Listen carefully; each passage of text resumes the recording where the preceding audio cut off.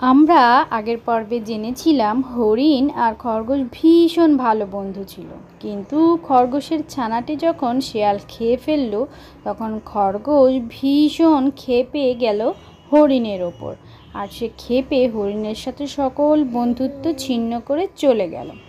এরপর থেকে খরগোশ সব সময় হরিণের ক্ষতি চাইতো, আর সে সব সময় আড়াল থেকে হরিণ এবং হরিণ ছানার ওপর নজর রাখতে থাকতো, যাতে কি করে তাদের ক্ষতি করা যায় বা বিপদে ফেলা যায় সেই জন্যই।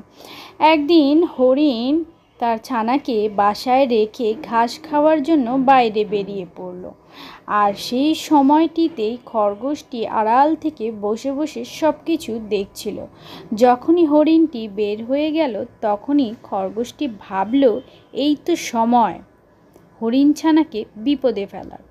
খরগোশটি তৎক্ষণাৎই হরিণ ছানাটিকে বিপদে ফেলার জন্য সেই জঙ্গলের থাকা শেয়ালের কাছে চলে গেল। শেয়ালের কাছে গিয়ে সে বলতে লাগলো, শুনছ শেয়াল ভাই, ওইখানে ঝোপের মধ্যে তোমার জন্য একটা সুস্বাদু খাবার অপেক্ষা করছে, তুমি কিন্তু গিয়ে খেয়ে আসতে পারো। প্রথমে শেয়ালটি কিছুই বুঝতে পারল না। শেয়ালটি মনে মনে ভাবল, এই খরগোশটি নিজের প্রাণের ভয় না করে আমার কাছে এসেছে খাবারের সন্ধান করতে। তারপর সে কিছুক্ষণ ভেবে ভাবল, ধ্যাৎ, যাই হোক, ও তো আমাকে খাবারের সন্ধান দিচ্ছে, তো ওর কথাটা শুনেই দেখি। এই ভেবে শেয়াল বলল, কি বলছিলে বলো, কে আছে ঝোপের আড়ালে শুনি। তখন খরগোশ আবার বলল, ওই ঝোপের আড়ালে একটি কচি সুন্দর হরিণ ছানা আছে, যা তোমার ভীষণ খেতে ভালো লাগবে। শিয়ালটি শুনে তো ভীষণ খুশি হলো। একে তো হরিণ, তার ওপর কচি ছানা, সে খেয়ে ভীষণ মজা পাবে। তাই সে খরগোশের কথায় আর আগে পিছন কিছু না ভেবেই খরগোশের পিছন পিছন গিয়ে সেই ঝোপের আড়ালে চলে গেল। আর সে ঝোপের আড়ালে যেতেই দেখতে পেল ঠিকই সেখানে একটি ছোট্ট হরিণ ছানা শুয়ে আছে। হরিণ ছানাটিকে দেখেই শিয়ালটির যেন কেমন কেমন লাগলো। তার মনে পড়ে গেল সেই তার হরিণ বন্ধুর কথা, যে তাকে বাঁচিয়েছিল একবার যখন সে নদীর ধারে পানি খেতে যাচ্ছিল। তখন সেখানে একটি কুমির অপেক্ষা করছিল, আর সেই কুমিরটিকে দেখে হরিণ নিজের প্রাণের মায়া ত্যাগ করে শিয়ালের সামনে এসে বলেছিল তাকে সেখানে না যেতে। সেই কথাটি মনে পড়ে গেল।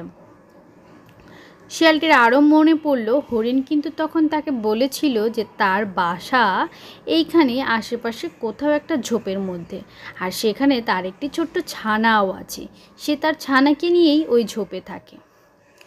এইসব কথা ভাবতে ভাবতে মনে করতে করতে শিয়ালটির মনে হলো এটা বুঝি সেই হরিণেরই ছানা হবে। তো সে কী করে এই হরিণ ছানাটিকে খায়? এই হরিণের মাটি তো তাকে একদিন প্রাণে রক্ষা করেছিল। তাই সে এই হরিণ ছানাটিকে না খাওয়ার সিদ্ধান্ত নিল।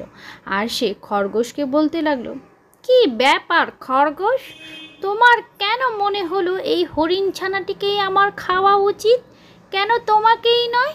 কি ব্যাপার বলো তো, বিষয়টা কি? খরগোশটা একটু ভীত হলো, ভয় পেয়ে গেল। সে বলল, কেন কেন এ কথা বলছো কেন? তুমি কি হরিণ খেতে পছন্দ করো না? আর এখানে তো একটি হরিণ ছানা, কত সুস্বাদু তোমার জন্য, কেন তুমি খেতে চাইছো না? তখন শিয়ালটি খরগোশকে বলল যে ওর মা একদিন আমার প্রাণ রক্ষা করেছিল, তাই তো ওকে খাওয়া তো দূরের কথা, বরং ওকে যারা ক্ষতি করতে চায়, যারা ওর ক্ষতি করতে চায়, মনে করে ওর ক্ষতি করা উচিত, তাদেরকেই আমি আমার শত্রু মনে করব, আর আমি তাদেরকেই মারতে চাইবো এবং খেতে চাইবো। তাহলে কি বুঝলে খরগোশ ভাইয়া?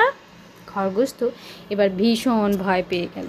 সে মনে মনে ভাবল, সে হরিণের বিপদ ডেকে আনতে গিয়ে নিজেই নিজের বিপদ ডেকে আনলো। তাই সে আর কিছু না ভেবেই ছুটতে শুরু করলো, আর শিয়ালও তার পেছন পেছন ছুটতে শুরু করলো তাকে ধরার জন্য। কি বুঝলে বন্ধুরা? কখনোই অন্যের ক্ষতি করতে নেই। খরগোশের ছানাটি শিয়াল সেদিন খেয়েছিল, তাতে কিন্তু হরিণের কোনো দোষ ছিল না, কিন্তু সে শুধুই হরিণের উপর রাগান্বিত হয়ে হরিণ ছানাটির ক্ষতি করতে চেয়েছিল, যার জন্য সে নিজেই ক্ষতিগ্রস্ত হলো।